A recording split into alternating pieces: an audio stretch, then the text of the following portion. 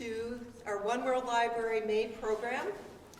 I'd like to thank all of you for coming out on such a beautiful evening. It's going to be a great night tonight. This is a special presentation here at Holly Hall, and we're very excited to have Julia Katonis and Don Petithon presenting on Vermont's deaf culture, building bridges through theater. This program is supported in part with a grant from the Vermont Council on the Humanities, and we are very grateful for that. My name is Ann Mayushak, and I'm the board president of the One World Library. We have several other board members here. Alice Leeds, who helped organize this program. Sue Hawkins, Kyoko Davis is serving tea, and Marita back there also helping with the tea. The tea tonight is an herbal chai, so if you would like more or haven't gotten any, please just raise your hand and they'll be sure to serve you some. It's kind of a tradition for our One World Library. Before we start, I'd like to just take a couple minutes to tell you about the One World Library. We started 10 years ago in March, I think, as a community nonprofit, and our mission is to bring the world to our community. And we do this through programs like the one this evening, and also through a collection of books and films that are housed in our local library here in Bristol up on North Street, the Lawrence Memorial Library. We have acquired a number of items for our One World Library in conjunction with this program, and those are available for community members to check out just like any other library item. We've acquired the books Pictures in the Air and El Defo, and also 4 DVDs, Beyond Silence, Children of a Lesser God, See What I'm Saying, and then our one thing that we're very excited about is this DVD, which is Def Jam, and it's an amazing documentary. It's about a deaf teen in New York City who competes in a poetry slam using American Sign Language poetry. And we are going to be, with the One World Library, we're going to be hosting a screening of this film at the Lawrence Memorial Library on May 30th at 7 o'clock. But it will also be housed in the library collection, and people will be able to check it out once the screening is through. We do have, yes? Just let people know, anybody, it doesn't have to be community members, anybody can take things out of our library. Oh, right, just like any library, there's interlibrary loans, so our One World Library materials can go all across the state. There's a guest book at the entry table. We hope that you've all signed that. It helps us keep track of numbers of people that attend our programs. And then if you leave your email, we can also make sure that you're on our email list and get information about other events. And finally, we are a small community nonprofit, and we depend on your donations to help keep us going. So any donation, big or small, even $1 or $2, our donation box is on the table, and it would be very appreciated. So now it's time for our program. I'd like to welcome Julia and Don.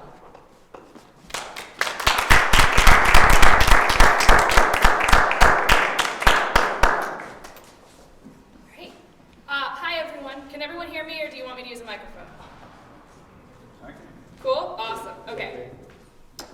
Yeah, so as I said, I'm Julia, and this is Dawn, and thank you so much for having us here to talk tonight.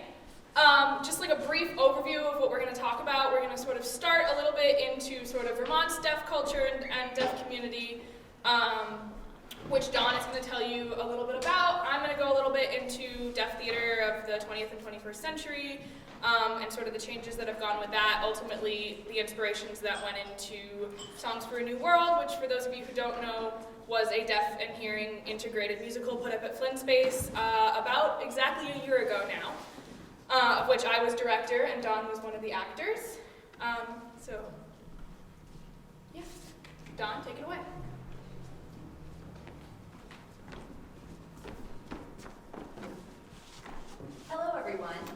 I'm Dawn, and we have two interpreters here with us this evening, and they team.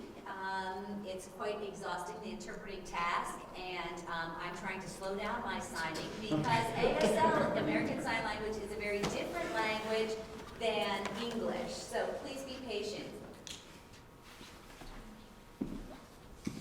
And can you all hear the interpreter's voice? It seems like neither are working. We need to. Try to push it with my thumb down. Can you all hear? All right. All right. I think we're set to go. Thank you.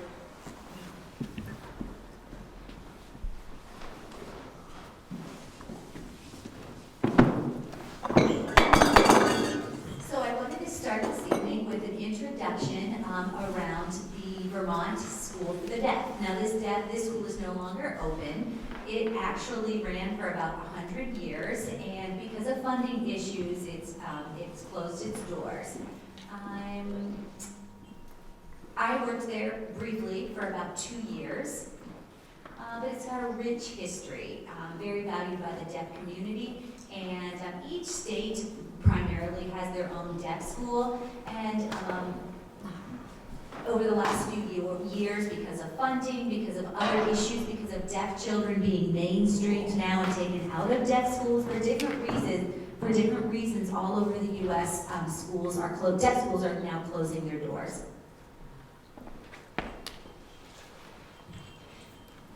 And I can't say, the campus is actually a beautiful campus, so we were sad to lose it as a community. Go ahead.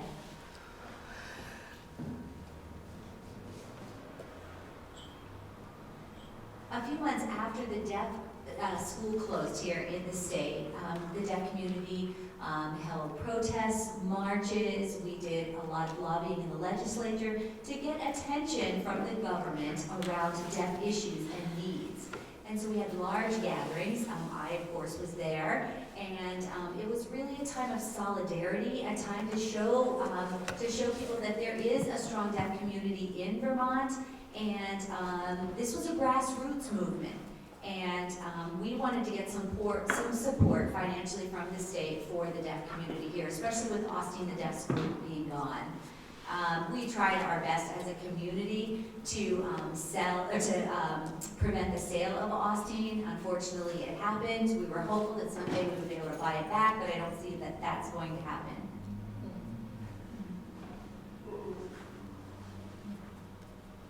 Each building there on campus had their own history, and especially one building in the middle of campus. And so it was just a valued part of our community.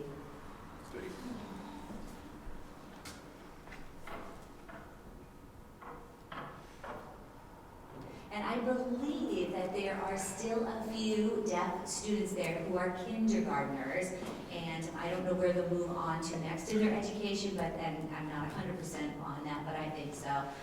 But unfortunately, it's not a center for deaf education anymore in our state. Okay, next slide. I wanted to talk a little bit about the Vermont Interpreter Referral Service.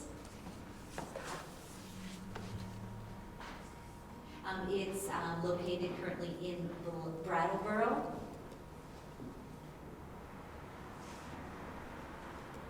And they work with, under part of the state agency, and get funds from DALE, Department of Aging and Independent Living. And so during the time when we lost the school there in Austin, in Brattleboro, at that time, Vermont Interpreter Referral Service was actually under the umbrella of the Deaf School of Austin and the Vermont Center. And when the school closed, it needed to be, to transition to another support site, another support agency. And so now that basically the state is helping fund it and support it. Oh, go back.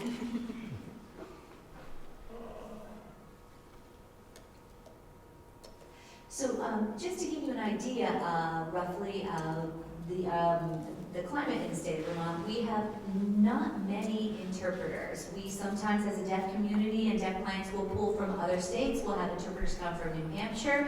We'll have them come from New York because we feel as a community there's not enough interpreters, professional interpreters. And so we're hoping to grow that pool later. This bottom part of my slide here, VTAD, the Vermont Association of the Deaf, I have been involved there. I'm not currently involved in any position, but I have held office twice. They are, again, are very active. They do community events, social events. They try to advocate with legislation. And so it really is a uniting factor here in the state. They bridge, in such a rural state, the northern deaf community and the southern deaf community together. All right, next slide, please. This is actually a really close friend of mine. We've known each other many years, and he's been involved in theater in the Rochester, New York area. Specifically at NTID, the National Technical Institute for the Deaf, which is on Rochester's Institute of Technology's campus. This play is a picture right here of a scene in Raisin in the Sun. And I was actually involved in this. I enjoyed it very much. It was a huge production and a huge challenge for me. And so I've been in 3 different performances. I've been here in Rochester. I've done another one in the state of New York. I've performed in front of large audiences, and I really enjoyed my time in theater. This actor is amazing. He is extremely talented, and he is just a role model for many people who enjoy theater, deaf theater. He actually works for UPS, and he does theater on the side. So in the spring and the fall, he's usually involved in those 2 productions. But yeah. All right, next slide, please. Yeah. So this is one of our. Just give me 1 second to catch up so I can find Oh yeah. So this is one of our cast members. We had a couple little signs in the program of the show that I will talk about in a little bit to show how people might have enjoyed the show. But so as a hearing person and a native English speaker, I wanted to talk a little bit to the people who are also hearing people and native English speakers in the room about maybe some misconceptions about sign language and sort of what, for me, the process of learning it was like. And I'm very much still learning it. I'm very much still a novice signer. But I think what drew me to American Sign Language was, and I will talk about this a little bit later too, but one of my good friends in high school was deaf, and I met her my junior year of high school actually doing theater. We were in a musical together called Chicago, if anyone knows that show. And it was really my first introduction to ASL in a theatrical sense, but ASL in general.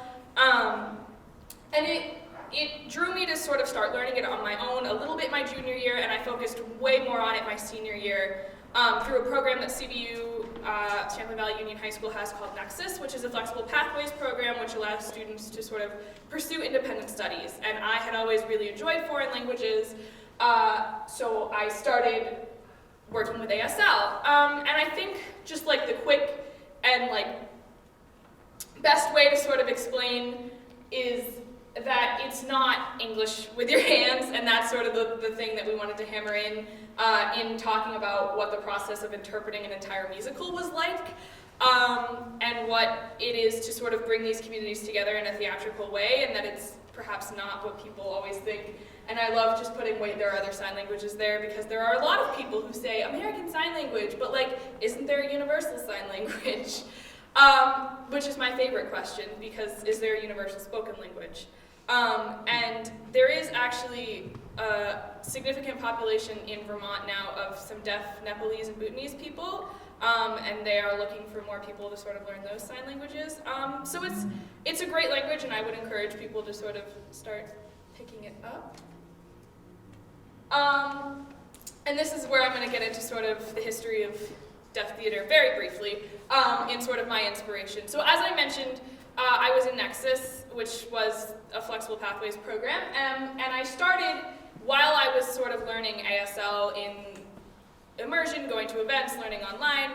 learning from my friend who was deaf, I was doing a lot of research. And so the National Theatre of the Deaf was the first sort of predominant deaf theater, founded in 1965, I believe, in Connecticut. And it was one of, if not the biggest touring theater company in the United States at the time. And it emerged out of sort of a long history of what most people refer to now as autism, and the idea that dates actually all the way back to Alexander Graham Bell, and the idea that educating deaf people, the best way to do so was to teach them to read lips, and to ask them to speak, and to take sign language out of schools altogether, which happened for a long time, and was sort of slowly phased out through the 20th century. And National Theatre of the Deaf was a great touring company which helped expose people to the language of American Sign Language and deaf culture, and it has a really fascinating history. It still exists today. It does a lot of children's theater now, but it still tours, and it has a really fantastic history. The next show specifically that I want to talk about is Children of a Lesser God, which opened on Broadway in the 80s, I believe in 1980 specifically. And it was one of the first big productions on Broadway which utilized sign language, and then it's mostly known for the movie that came out in 1986 starring Marlee Matlin, who is a very famous deaf actress and was the first deaf performer of any kind to win an Oscar. She won an Oscar for her role. And it's interesting to bring up too because the show was just revived on Broadway this season. It opened about a month and a half ago. It's unfortunately closing this month. But if you're going to be in New York City in like the next 2 weeks, I saw them in their pre-Broadway run. It's phenomenal. It's a really interesting look at the question of autism and what it is to expect a deaf person to speak and read lips and not use sign in their education. These two characters that are shown here are actually a teacher of the deaf and a student an old student, who enter a relationship and end up feeling their way through the fact that he's been teaching people to speak his whole life and she does not want to speak. And it's really about learning what it means to be a part of the deaf culture and what it means to use sign language and how powerful that can be. So I highly recommend it. As they said, the library now has the movie. I'm going to talk mostly about this theater, which is American Deaf West Theater, which was founded in LA in 1991. So it's a little more modern. And they were the large inspiration for the way that I structured the show that I directed. So American Deaf West Theater puts in their mission statement that they are building bridges between worlds and building bridges between communities. And I just have loved every production they've done. Up here is Big River, which they did 4 or 5 years ago now, and down here what's probably more well-known is the production of Spring Awakening, which started at their theater in LA and transferred to Broadway for the 2015-16 season. And what's unique about Deaf West Theater is their method of producing theater with deaf and hearing actors. Deaf theater, in big quotation marks, has been done a lot of different ways, with all deaf actors, with deaf actors and people voicing them from off stage. What I love about Deaf West Theater is the way that they design it is that each character is played by 2 performers, one who is the voicing or singing performer, depending on if it's a musical or straight play, and one who is signing and playing the character. And the way that they build the relationships between these 2 actors is something that I find really fascinating and humanizing, and I think speaks a lot to theater's power to sort of bring communities together in this way. I'm going to embarrass myself with that picture. However, what I want to talk about is what really inspired me to get into this sort of crazy project to do my senior year of high school. Theater, to me, as someone who's been involved in it for 10 years, about probably more by now, is a huge instrument for social change. And we've seen that throughout human history, all the way back to the Greeks. I picked a picture of the Crucible up here because I think it's a show that a lot of people know if you studied English in high school or college, by Arthur Miller, which was a fascinating allegorical look at a small town during the Salem witch trials that had a lot to do with McCarthyism and got a lot of people thinking about what was really happening in their own communities.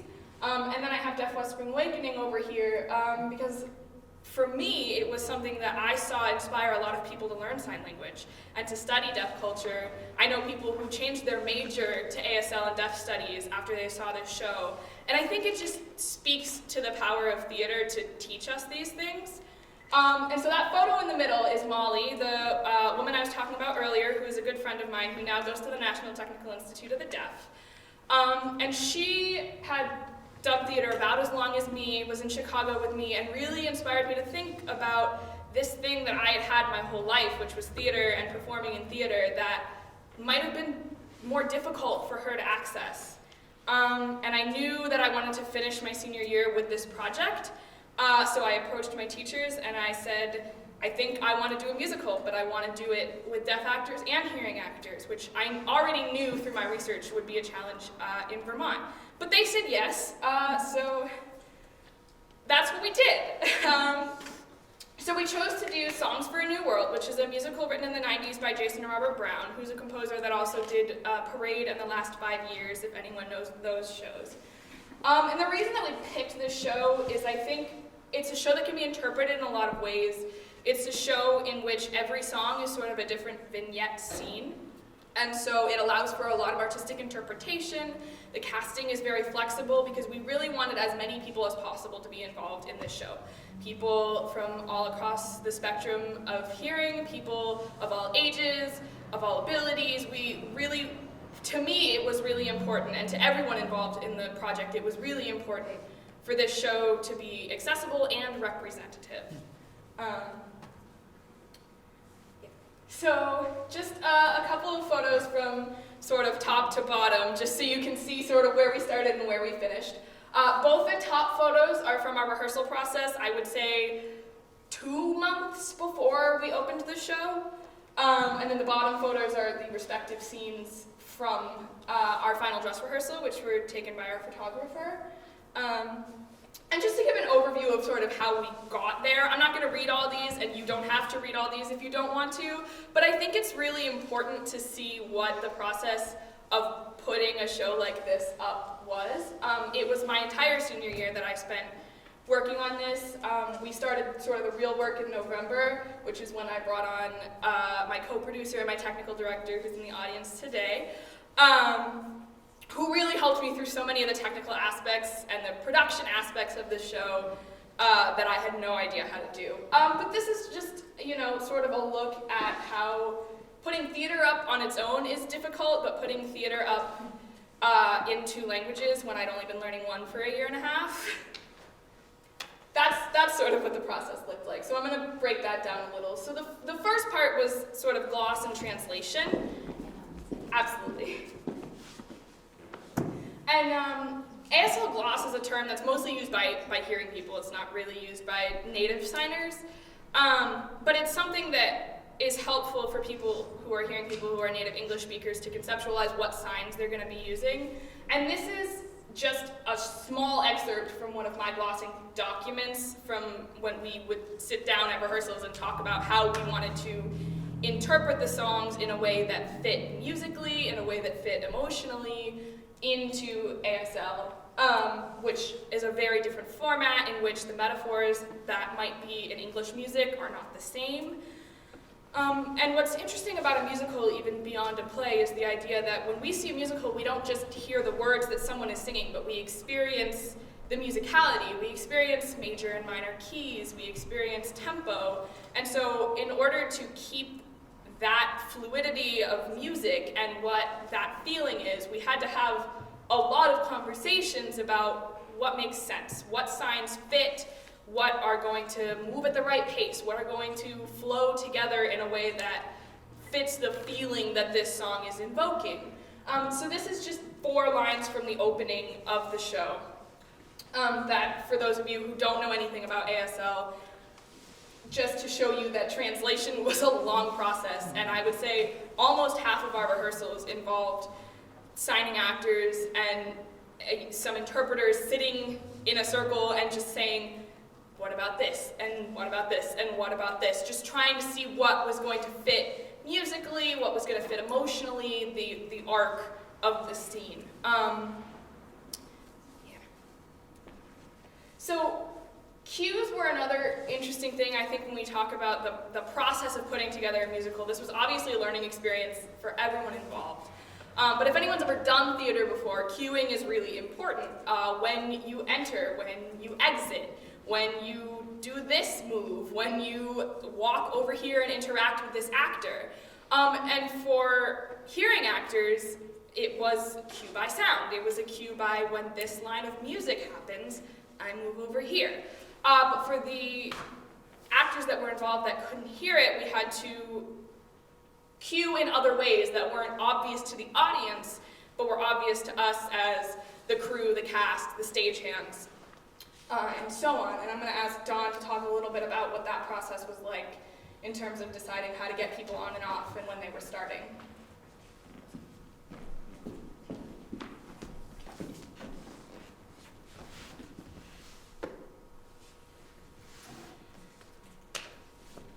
So, sure.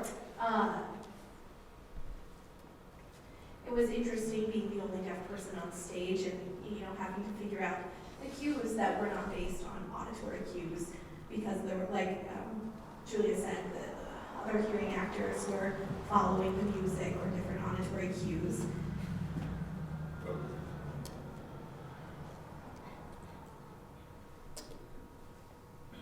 So an important part of the cueing was knowing, I would have to memorize what was going on stage, have to be very visually attuned to what was happening. People backstage may let me know what was going on, and it was my time to be out there. Other actors would do things, they would maybe tap me, and that wasn't evident to the audience, but in a very in a discreet way, they would tap me to let me know. And so we had to be quite creative to get the cues down and to really work as a team, that we were all coming in on the right cues. The lighting was fine.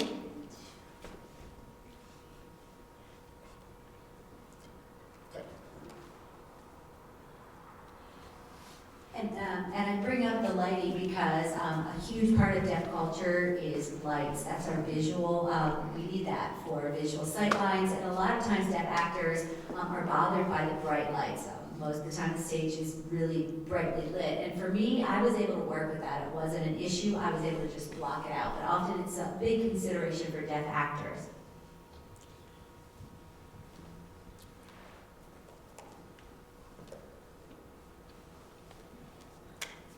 And Julia talked a little bit about the ASL gloss and how the English that you were hearing is different than the ASL that was signed up on stage. And like she said, going through the script was quite the process. And if we did try to put an English version out there to the audience or to deaf audience members in American Sign Language or in a visual mode of English, it wouldn't have elicited the same excitement, it wouldn't have the same impact on the audience as the show was giving to the hearing audience. So we had to do a lot of work with making the languages equivalent and translating the languages so they were an equivalent translation. Making it visual, physical, including the facial expression, the action on stage, and making sure that was all part of the translation. And sometimes that was difficult to really encapsulate simple things even, but making the languages equitable.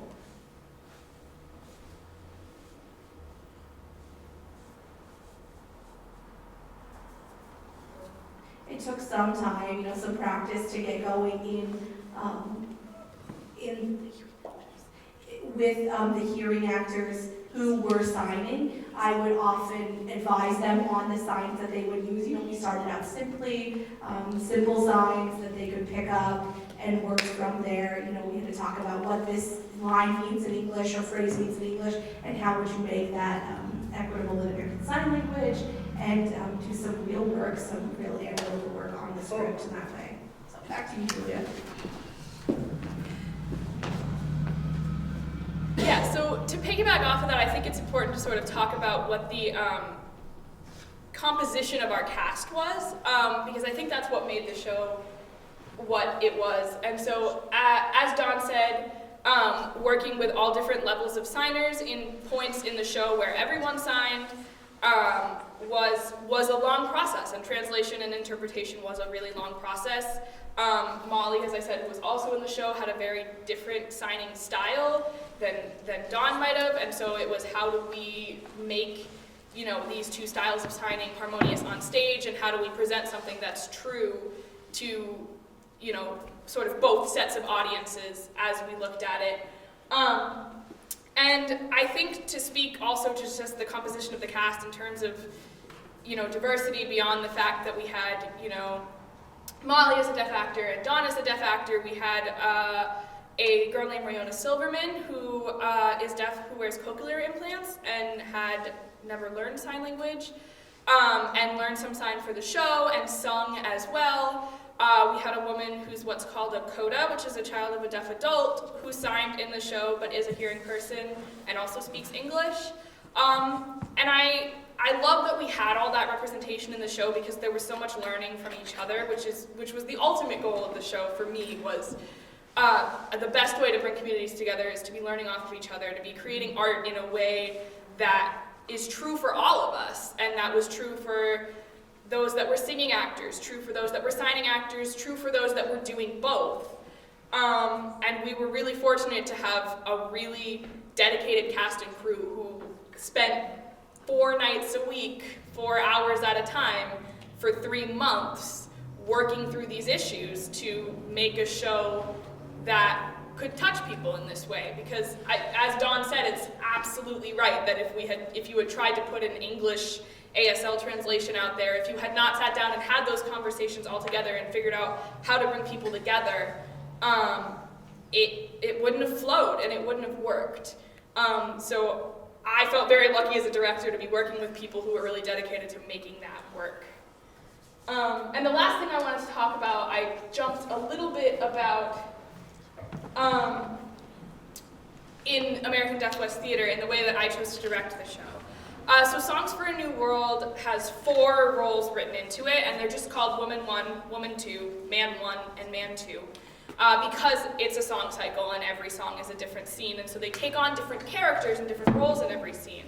So what I did was called double casting, more or less, in that Woman 1 had 2 people cast in that role, and so did Woman 2, Man 1, and Man 2. And so this is a picture, these are 2 pictures of 2 of the actors that were playing Man 1, I believe, one of the men roles. And what I asked every sort of pair of actors to do who were doing a scene together as one character was to talk about how they viewed their relationship on stage. So if you're both playing the same person, I want to know what that means to you. And for every pair and in every scene, it came out in a different way. And so on that'll be your left, yeah.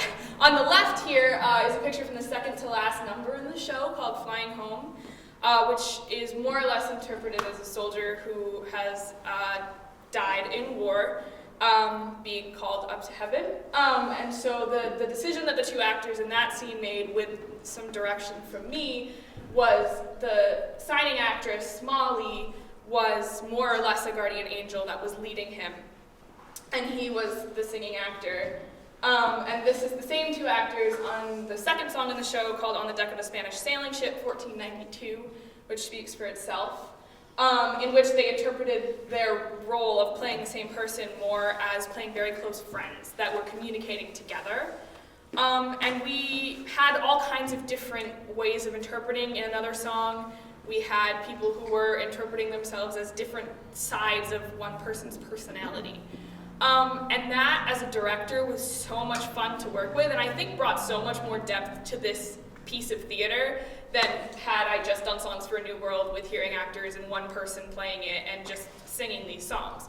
Because it allowed for 2 individual interpretations of one character, but in a way that fit together and in a way that communicated to different audiences the more nitty-gritty of the character, I guess. What made them human and complicated and flawed, which is what we always talk about in theater. And what helps us breed empathy is the more that we see ourselves in those characters, the more that we can understand a community that we might not have been part of before. So to have a singer and a signer playing one character, it made the character representative for anyone who might have been in the audience to see themselves portrayed at least in some way in this production, and it allowed us to dig deeper into character development, which personally for me as someone who acts and directs was an amazing process, and each pair of actors did a great job. Even actors who couldn't fully communicate with each other found ways of communicating and portraying the same person in a way that was completely believable and playing off of each other in such unique ways. And I'm a broken record, but I was really lucky to work with them. So this I love to share whenever I talk about this show because I cried when I received it. This is a woman, I actually do not remember her name, but she sought me out, I believe on Instagram after she saw the show, and sent me a very long message about the experience of seeing the show, and you can all read the quote, so I'm not going to read it to you. But it represented for me the goal that I had the whole year that I was working on this, which was the idea that theater presents the human experience in a way that we don't see it in every day. That drama and art help us to conceptualize the experiences of people that are not ourselves, and what it is to identify with someone even if previously they might have seemed other or in another community. So receiving this message was incredibly moving for me as a director, because through all the tech and the theater drama that inevitably happens in a rehearsal process, the real goal shone through, which was that we were telling a story, and we have been telling stories as long as we have been humans, and I think it really helped people to understand this community that's right here in Vermont, and as Dawn said, is very powerful and very alive, and are just as wonderful and relatable as anyone else that we know. And I think erasing that fear of approaching someone is really powerful, and I hope in some small way we were able to accomplish that in what we did. So I just like to share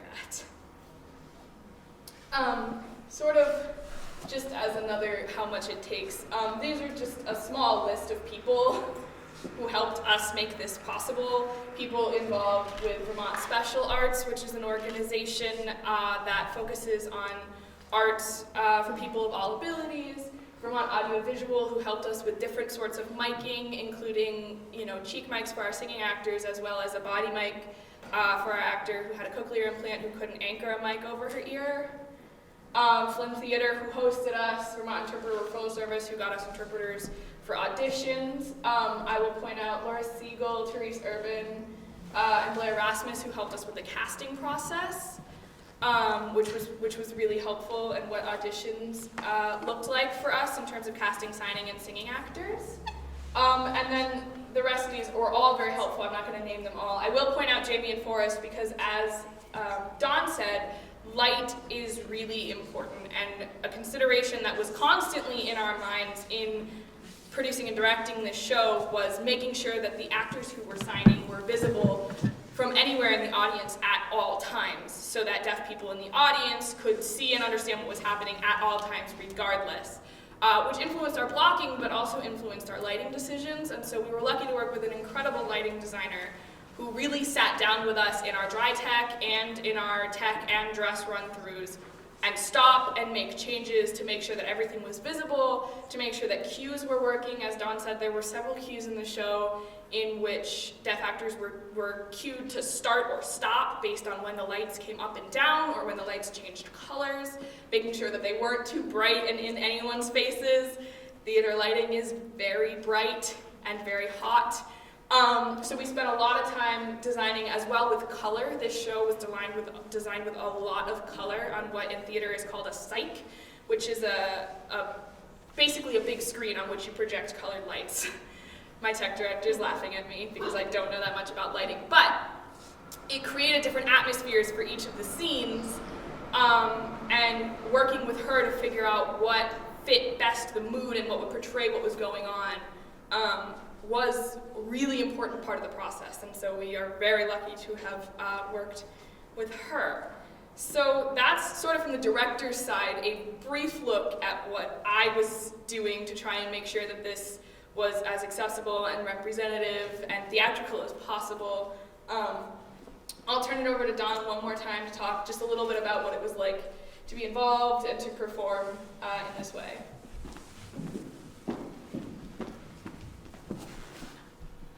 Thank you, Julia. Yeah. She was a fabulous director. It was amazing. Yeah, she did a wonderful job. It was great working with her. It was really fun to see her working as a student and just really rise to the occasion. Yeah, and she taught me a lot. We all learned a lot from each other, and it really was a great success. It was wonderful to be involved in the production and to really bridge the two worlds, as she said, the deaf world and the hearing world. And you are able to do that. We were able to do that, so it was a success and wonderful experience. I'm not originally from Vermont. I was actually born in Haiti, so this is a little bit about me and who I am. My family moved to the U.S. We moved here to Washington, D.C. when I was young. I'm the only deaf person in my family, so the rest of my family is not deaf. But I had contracted. My mom got German measles when she was pregnant with me, and so as a result of that, I became deaf.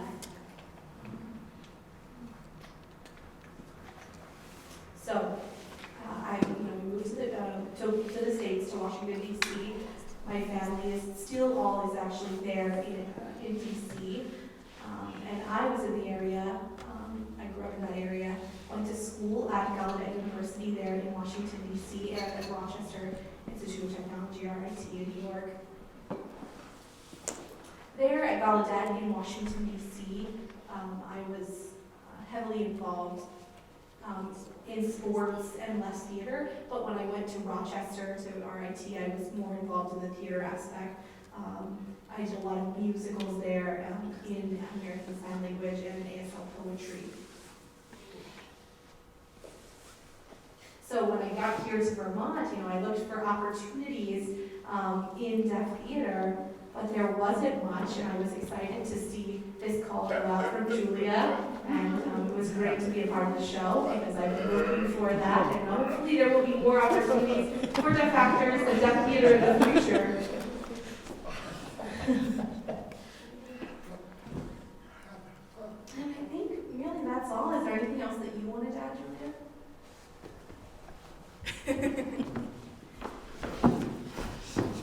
Yeah, so the last thing that we had before we open it up to questions was a short reel of clips from the show. We've been informed that we do not have sound. Sound. I think we can show maybe the first minute or two of it. It's about a 5-minute reel. So just for those that weren't able to attend the show to get an idea of what it looks like, before we open it up to questions, it is on the next slide.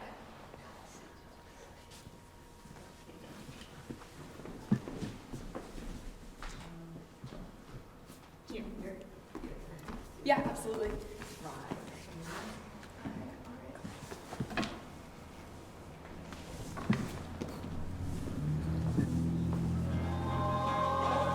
You kind of have sound.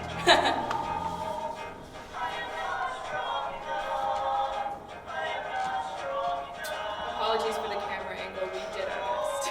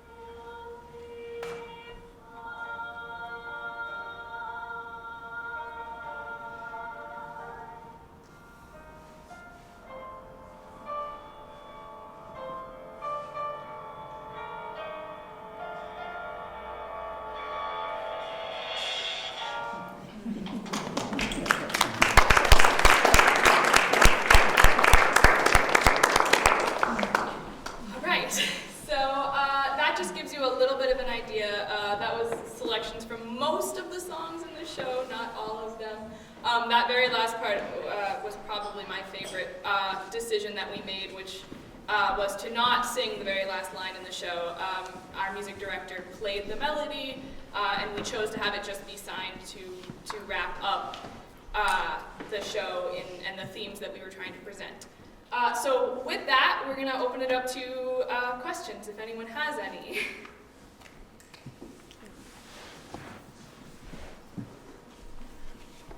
I'm wondering about how it was like for you in school. Not deaf school. Did you go? Oh, yes, I actually went to a deaf school. I grew up with deaf peers. Only? Or speaking students too?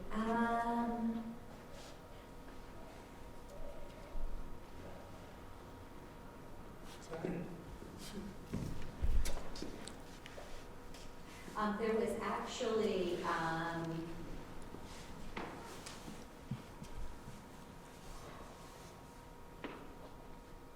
there was actually a time when I went to a deaf school in Maryland, and they allowed other students that were not deaf there, but the understanding was that they had to be fluent signers. So I always had access to peers and education.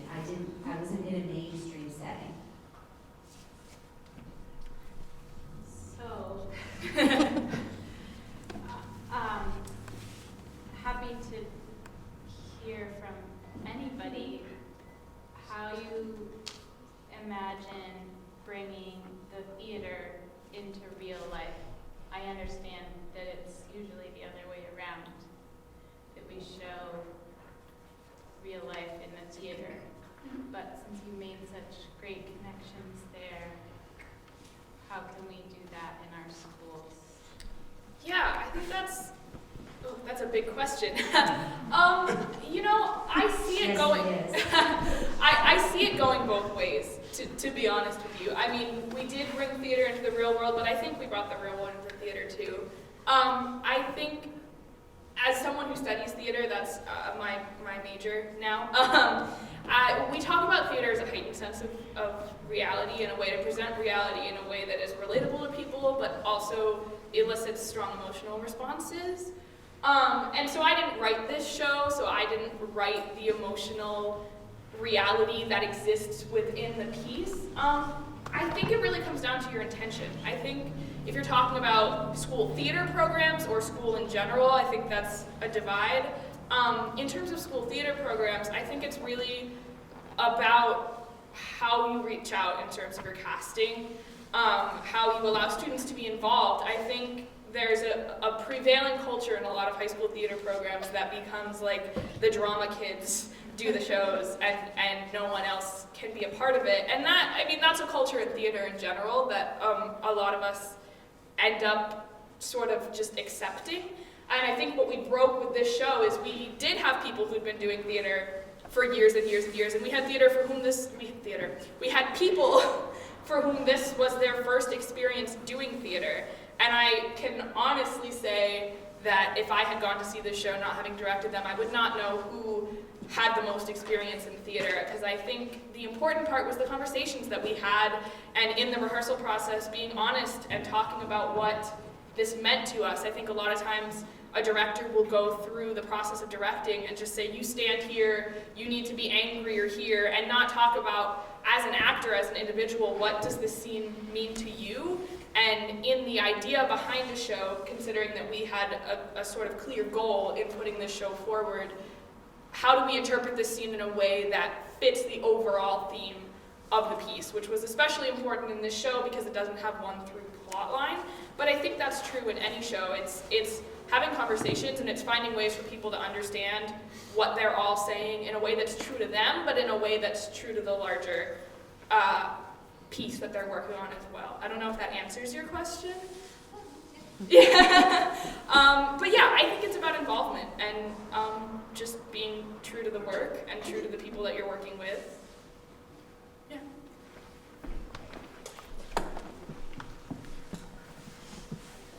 If you're gonna sign, can you come to the front, because we have deaf people behind you that can't see you.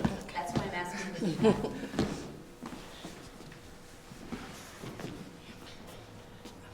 So her question is, Don, you mentioned before that there were some Nepali deaf community members here in Vermont.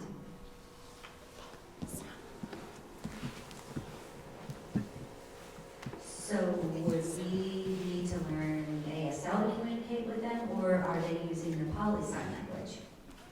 And Don responds, and he says, they are actually still learning some American Sign Language, but they're fluent in their own culture, in their own language, Nepali Sign Language. And so some of them are somewhat what we would consider bilingual, but we are hoping that they will keep their native sign language and use that in homes, in their family settings, and then be able to use American Sign Language with community members at large. So they will be bilingual, if you will. That's the goal. But right now they're using their own Nepali Sign Language.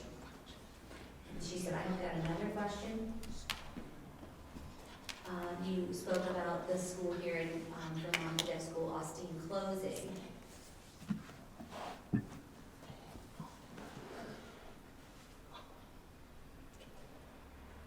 Are there other schools around the United States that are actually growing? Well, we do have a few deaf schools in some areas that are actually stable and maintaining. Some are actually growing.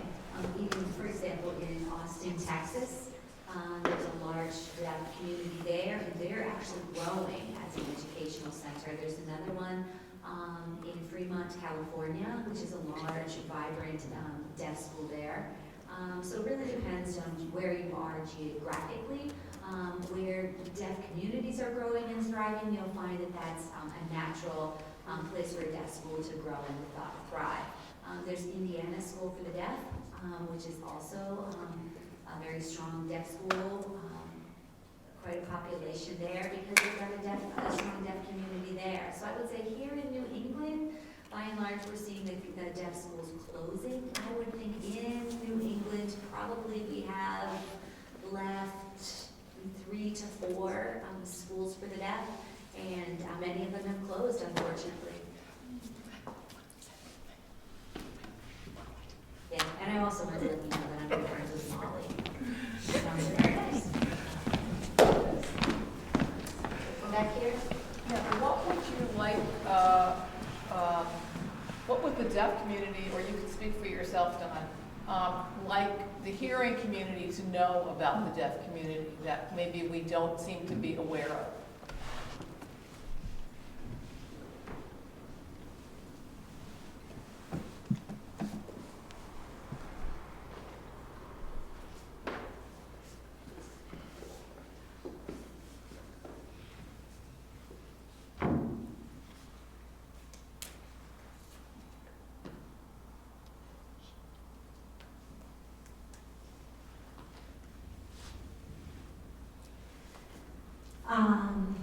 Well, I guess it depends on a specific deaf community and their needs. If you're talking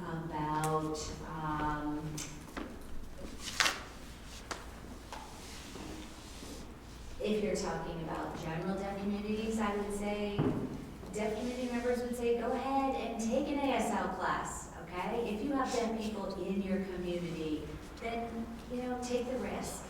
Deaf people are wanting access to relationships and to friendships, and so that happens through acquisition of language. And so, also signs change over time, just like any language changes and develops. For example, I live in Bradford. I'm really the only deaf person that lives in the community of Bradford right now in the state of Vermont. And so I've got a lot of exposing to do.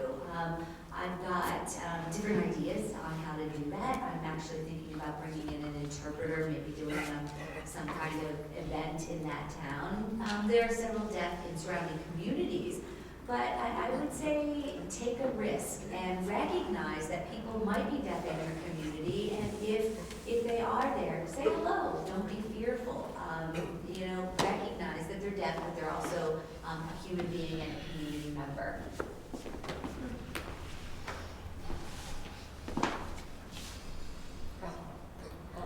All right, any other questions? Anything? I'm an open book. I will not bite. Over here. How long do you think it takes to become fluent?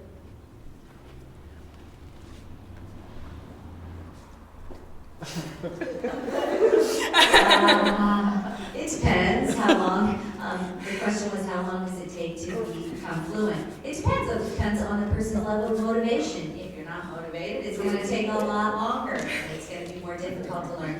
It also, the more you socialize with deaf community members, the faster you pick up the language. Before I met Julia, she did not socialize much with the deaf community, and I would say that her skills, I've seen a marked increase in skills after she was exposed to native sign language users.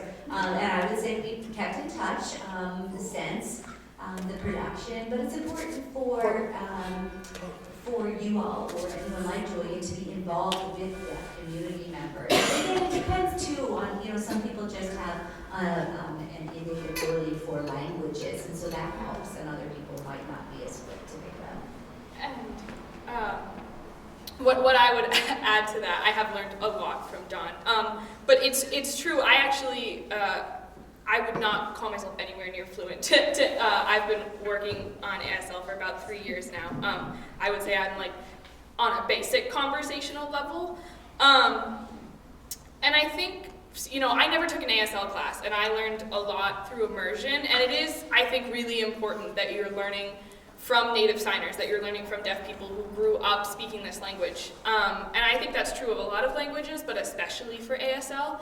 And for people who are interested in getting immersed in that community and working on their sign, the outlets that I use in order to sort of socialize with the deaf community, the Vermont Association for the Deaf, in sort of association with UVM's Deaf Club, host monthly signing socials at local Starbucks. Sometimes the one on Church Street, sometimes the one in South Burlington, sometimes Williston, sometimes down in Brattleboro. So regardless of where you are from, you can always go there. There are people of all signing levels. Both UVM Deaf Club and the Vermont Association for the Deaf and Greater Burlington ASL Club host events like dinners, and there's usually an apple cider festival in the fall. ASL Club at UVM hosts speed chat nights where you go and it's complete what's called voices off, talking with people, and if you don't know how to say something, you just have to figure it out, which is the process that we went through directing the show.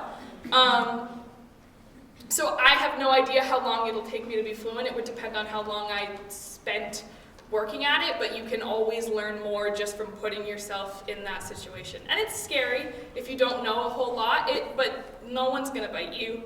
And it's really fun, and it's I think, the best way to learn a language. So I would agree with everything Dawn said. All right, over here to my right, back here. I'd like to speak a little about Town Hall Theater in Middlebury, which has hired interpreters for particularly the Middlebury community players of major productions. And so that's a resource that we have right here in our community.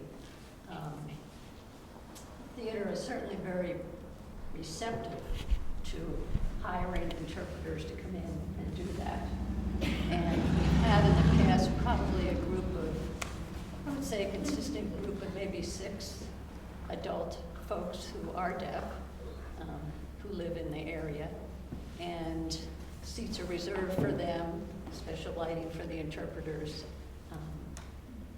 The theater knows how to do it correctly. And we get wonderful, usually local interpreters, sometimes from Burlington. There's a gal in Ripton who's fabulous as a theatrical interpreter. So I just want people to know that. I'd just like to share that so that people locally know that. Wonderful. Thank you. I have a quick. Okay. If I can interject something Sure. over here.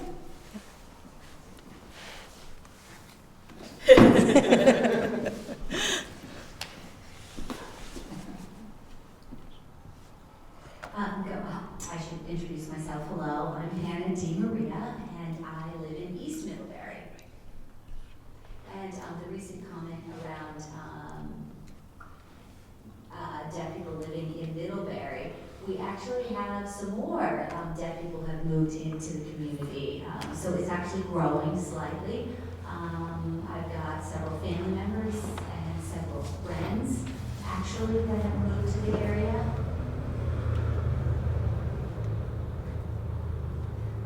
They've actually even moved from out of state. And so I would say in total, we definitely have more than 6 deaf community members in the area in Middlebury. So I just want to throw out that fact. Thank you. Yeah, I wanted to address the music that was part of the performance. And when I was watching the interpreters, some seemed to incorporate the music in their signing, and others did not as much. Was that a conscious decision on your part to, integrate that in that? Yeah, so I touched on it a little bit earlier, but the goal was to, bring the fluidity and the motion of the signing and the choice of the signs to fit with the feeling of the music and the pace of the music and the emotion of the music. Every signer has sort of their own style. At least to me, I don't know if Don would agree with that. Yes, agree. Yeah, so everyone sort of chose to go at their performance in a different way. And I think on my part as a director, it depended on the song. So there were songs like On the Deck of a Spanish Sailing Ship, in which the rhythm was very clear and the movement between sections of the song was very clear, and so the shift in sort of how fluid or how aggressive, I guess I would say, that the signs were presented was a conscious choice. There were songs that were solo songs in which we made the choice that we really wanted the signer and the singer in that song to have some freedom to interpret how they wanted to present that character and that narrative, which was in songs like I'm Not Afraid of Anything, Stars on the Moon, and a little bit in Worldless Dancing, although we incorporated some signs from the ensemble in that piece as well. We left a lot more choice to the performers in those pieces and how they wanted to interpret it. And if it felt off track, as it did in a couple numbers, there was one number that I don't think there was a clip of up there that we re-choreographed 3 times, maybe 4 times, because it wasn't working and it didn't, the pieces and parts that were moving were not fitting the mood of the music, and so we went back and scrapped it and did it again and again and again until we got it to a place that felt right. So in terms of the signs and the musicality, it really did depend on the performer and the number and the choices that we were making. And if I could add something. Yeah.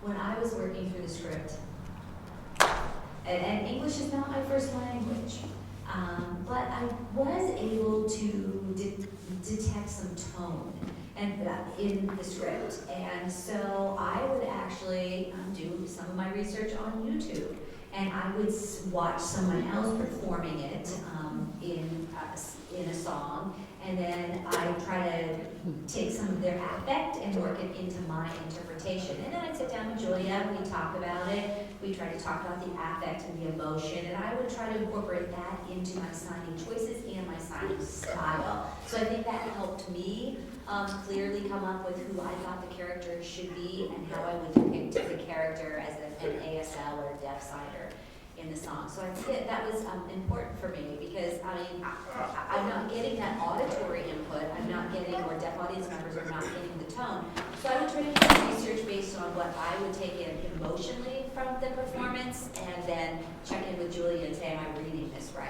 So it did require a lot of collaboration.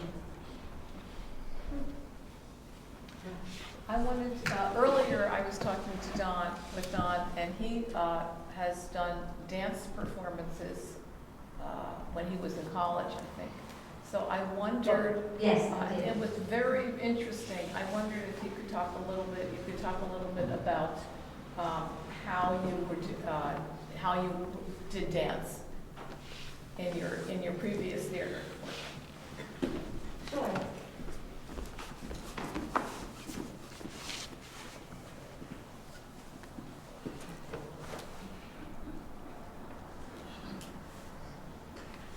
So I guess I'd start out by saying that dance troupe was comprised all of deaf people, and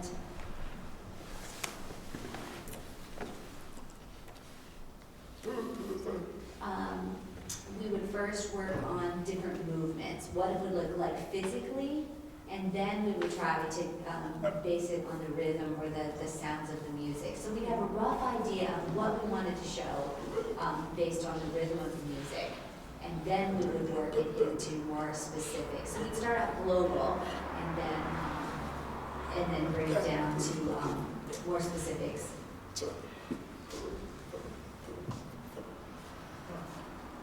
So there's so many things that you're working into a dance performance. And I think that when it all comes together, you just know it, whether you can hear or whether you're deaf. I mean, it's tough. It's tougher when you are deaf and you're trying to come up with a dance routine. And it requires probably more practice than a hearing dance troupe, but it's challenging, but it's not impossible, and we can be just as successful as hearing people that dance. And also, I remember you said you feel the vibrations. You were talking about feeling the vibrations. Yes, often we can feel, yes, especially the, something very loud, the bass, we can sense that, and that's important, yeah. If the volume's up long enough, or high enough, so definitely that's something that deaf performers depend on. And we just get used to it when we sense it through vibrations.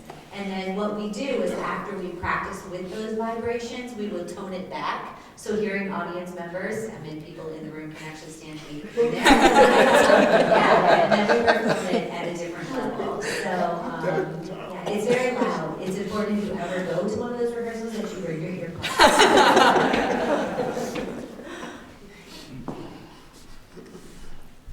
All right, over here.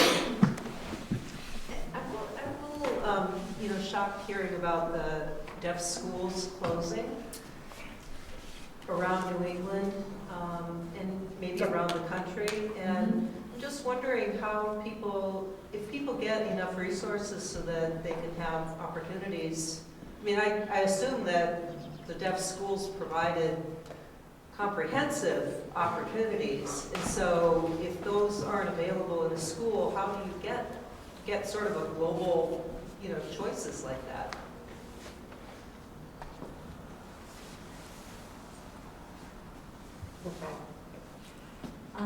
Okay.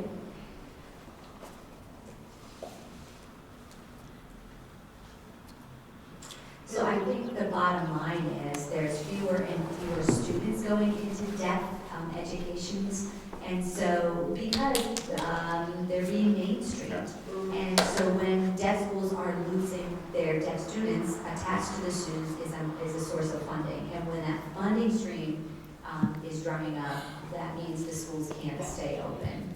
So I think a huge issue when a deaf student is put in a mainstream setting, and by mainstream I mean peers, other students that are not deaf, are not signing, they don't have access to direct access to the teacher. Sometimes there aren't enough qualified interpreters. Sometimes they use interpreters who are not nationally credentialed, and so it's just a lack of access. And so that's just the academics, and that's very isolating as well. And so they don't have access to academics, it's isolating, and so coupled with the fact that if they want to train sports or theaters, endeavors, it's tough. And so that's what's happening to a lot of deaf students who are being mainstreamed. One time I remember a college experience that I had. I wanted to be involved in a sports venue, and I had an interpreter who wasn't really qualified working with me, and then I asked for a tutor in some one-on-one work, some mentoring, and that wasn't really successful. And so it really comes down to access, and if I don't have access through quality interpretation services or access to an environment where everyone's signing, there are barriers. Over here. And go ahead, you can talk. I'll let Trevor for you. Thank you. I was hoping that you, because Molly from up there, we go to a camp in the summertime, and she is the staff there. And so I would hope that the deaf community in Vermont knows about the Lions Camp. That's huge. Yeah. I'm not really familiar with the Lions Camp. I haven't been involved in it, but I don't know. I guess they could contact Julia, and you could get Molly's contact to them. Yes, I would be happy to get you in touch with Molly. I believe that's a deaf film camp, or I know she's worked in deaf film camp. This might be a different camp. Would have to ask.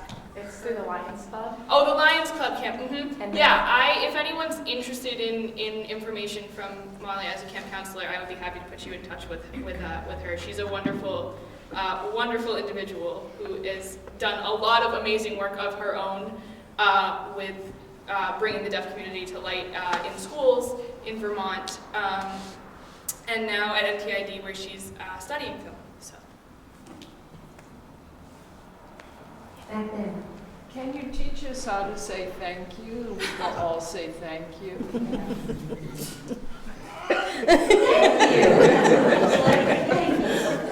Thank you. I'm wondering, the question for Don, I'm wondering what your work is.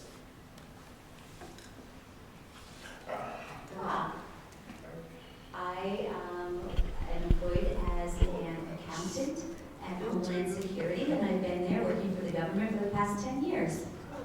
So I'm an accountant. Numbers, another language.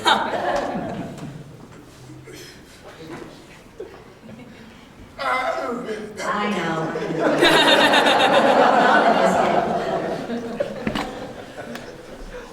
So, just trying to be clear, it sounds like mainstreaming makes it more difficult for deaf students. It isolates them. It can. Yes, if it can isolate them, if they are put in an environment where, by and large, all the peers are hearing and speaking English around them, especially in rural areas. It's not really an inclusive environment if you don't share the same language. And there's also a specific culture that the deaf community has. And so you also can see cultural conflicts too. And so that traditionally deaf culture is taught and learned at deaf schools. And I think the primary concern around the isolation is that there's no sense of deaf identity being developed in these children. They feel inferior, they feel isolated, and often marginalized or feel that they're the others.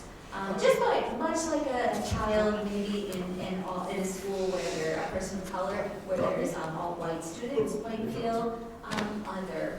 So it's almost a double negative when you don't share the same language. Back here. Oh. He said, "Do I have to come to All right. So maybe you already commented about this and maybe I missed it. However, going to the discussion of the schools closing, I grew up here in the state of Vermont, and Vermont Center for the Deaf and Hard of Hearing,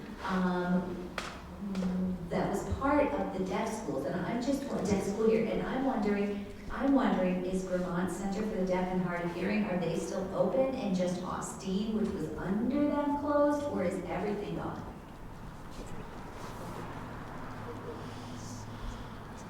Well, the government, the state did support the VCDHH, and I did mention that funding, because the Vermont Center is closed, has now been funneled over to Dale, Department of Aging and Independent Living, and so the state does help fund somewhat, and he said thank you.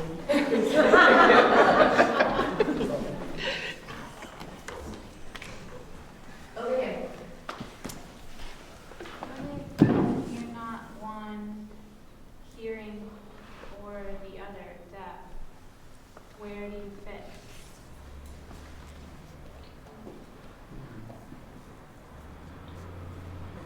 What was the question?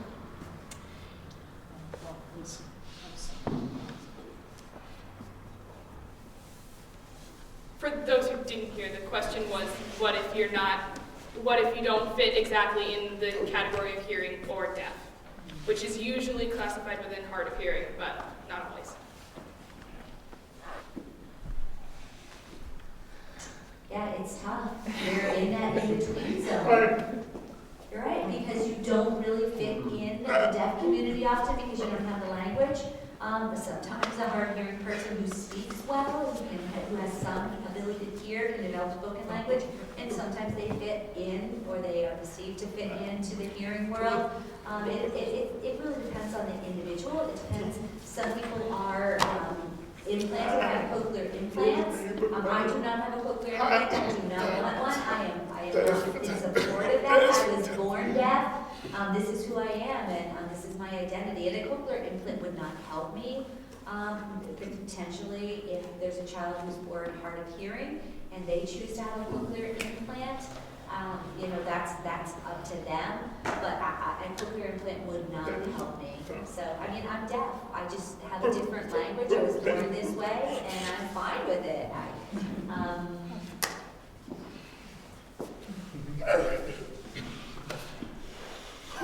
Lindsay's telling the interpreter is using the mic to keep the mic up. All right, back here again. All right.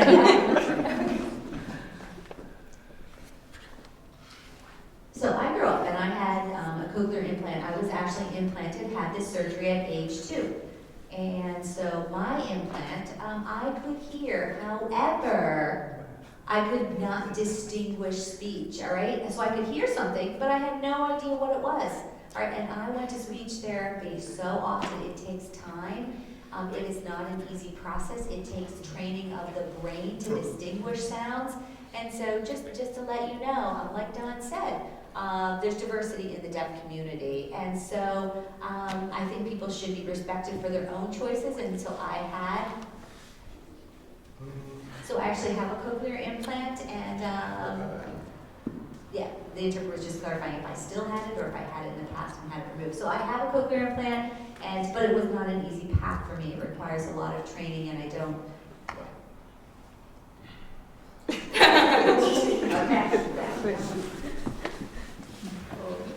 There was a student at NTID at Rochester, and there were actually several students who had cochlear implants.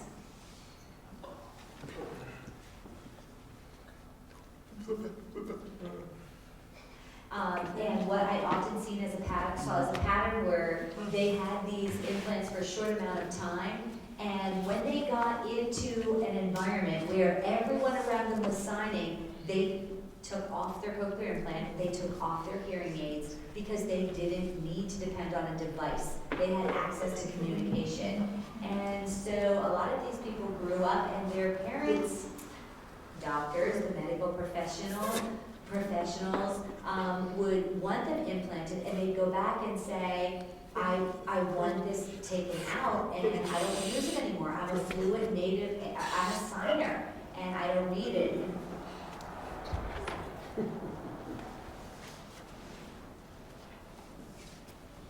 And the doctors often will try to discourage the deaf person from having it removed. And they would say, oh, there's already, it's better to just leave it in there. You may not use it now, but you want to, and technology's better. And as technology does progress, you can get better and better devices. But so there are issues, and a lot of people choose not to use them after the signing environment. And just food for thought, too.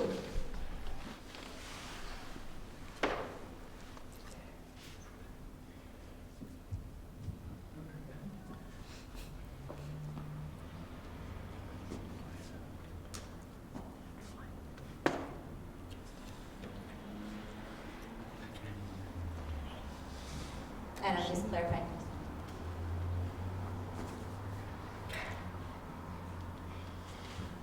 So there's actually a clip out there, and I've seen it, comparing what I would hear with my cochlear implant to what a typical person that can hear would sound like to them. So they might show a song, and it would sound this way to a person that can hear, and it would sound this way through my device. And so that's just an interesting exercise. So you can probably find it out there. It's interesting. And so it is sound, but it is not an organic sound. It's not a natural sound. The best way to describe it is through a machine. It's through technology. And so it's not perfect, I'll give you that, but I can hear noise and sounds. Over here.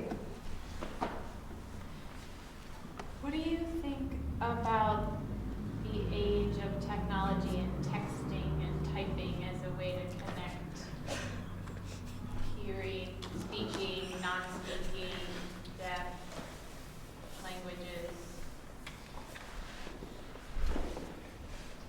And we've got one person over here going, I agree. Oh, definitely. Technology is great. I mean, think about FaceTime. All right, Marco Polo. Think about all the apps out there. Glide. Deaf people use these every day. Our language is visual. And so I don't have to depend on written English. I can actually see the deaf person or see the signer that I'm communicating with. So technology is amazing. I keep in touch with technology all the time. It's real time, so I don't have to send an email and wait for a response or leave a message. And yeah, and so I don't need to worry about my English. Again, English is not my first language, my English skills. Sometimes, I might get a text from someone who's an ASL signer, and I'd be like, what are you trying to tell me? Because it's not their first language either. So technology provides us access to language in a visual way. However, unfortunately, pros and cons to any situation, the way the world is evolving right now, I mean, technology is amazing. But from my perspective, I think that often people make assumptions because deaf people have access to technology that that's all we need or that's all we want. For example, I've got my Apple Watch right here, all right? And so, I mean, technology is awesome, right? I'm a living example. But people leave me messages on here and I can't access it. I can't listen, I can't push a button or speak into it and have it do the talk to text function. So at the same time, it's limiting. I think, video, TV remotes right now have voice command. Technology, that's not accessible to deaf people. And so technology is evolving, it's great, but there are a lot of ways that deaf people still can't access technology in the way that you all can.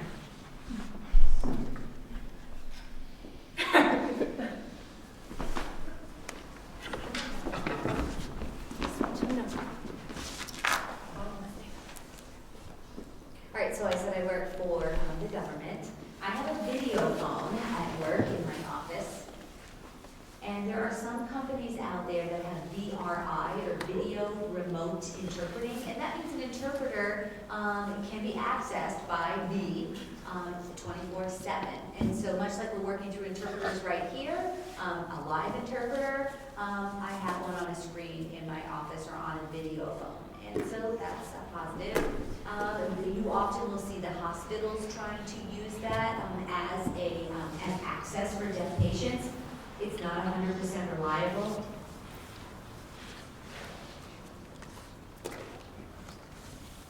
And so often you'll see in hospitals video remote interpreting. If they can't find a local interpreter, they will have that system as a backup.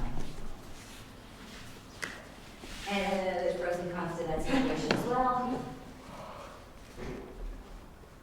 I think another issue is when I'm on my way to work, imagine, I'm driving, I have to pull over to text.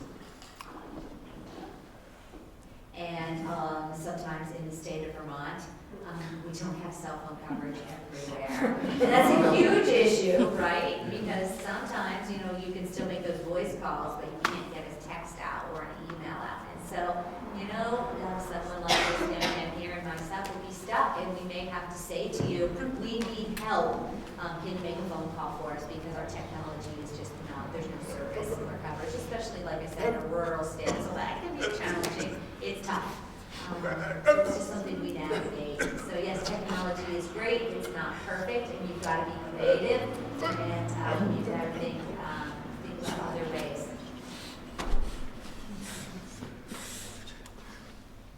I think we go back to the old carrier pigeons. We grab a pigeon, we put a little note on it, and we send it off. I'm just saying.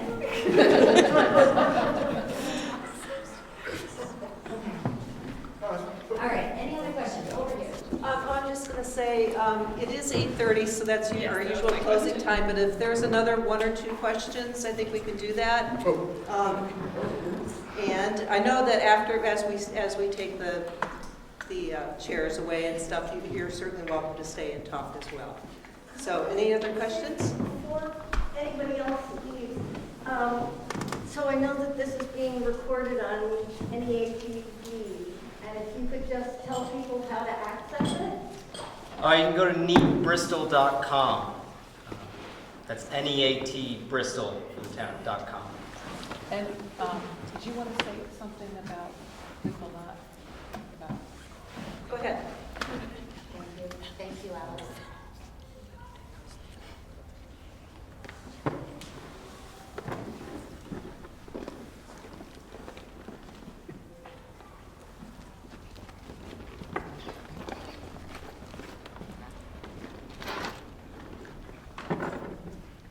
I was cluing them in on your question to me. I couldn't hear what you said. Oh, okay, I'm sorry. That's all right. Okay. So, Don said, final question. Good question. Yeah, community is so important, and my heart goes out to people who are deaf if you don't have your community. Are there cities, certain cities that, or places people travel to so they can be part of community? I cannot imagine what it's like not to have that.